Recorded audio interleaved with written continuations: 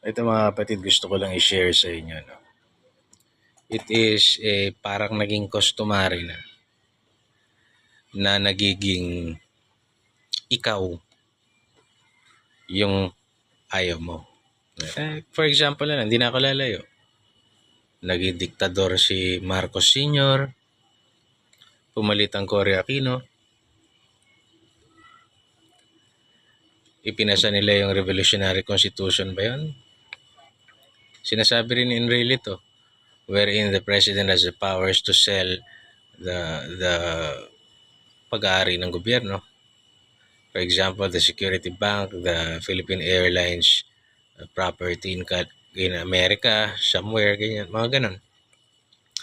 Panahon nga ni Cory na ipagbili sa mga oligarko o na ibigay ng libre yung mga government-owned dapat. Government-owned. So, mabigat yun. Talagang yumaman yung mga oligarko. Madalas, mapapansin ninyo, pag ikaw nasa mababang pwesto ka pa lang, nagre-reklamo ka about justice and fairness na kapag narating mo na yung pinalitan mo kunwari yung monster na inirereklamo mo, na tinutulig siya mo, nagiging ganun ka rin. Sa kasaysayan natin, sa pakiwari ko, parang lahat ganun.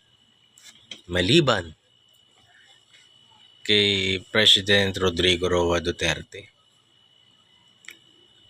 President Duterte, nung inupo mo doon sa pinakamataas na pwesto, doon lalong naging makatao, doon lalong naging malambot ang puso sa mga nangangailangan, at doon lalong tumindig laban sa lahat ng mga rebelde ng bayan, laban sa mga media na mapanira, laban sa lahat ng salot na pinagkakapirahan ang mga alitan at gulo at pang-aapi rito sa bayan natin.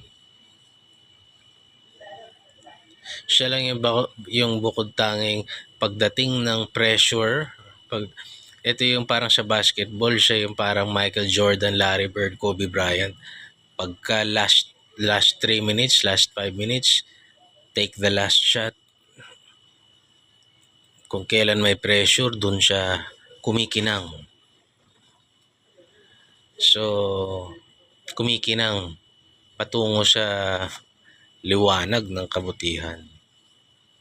Nag-iisa yan. Sana yung anak niya, ganun din.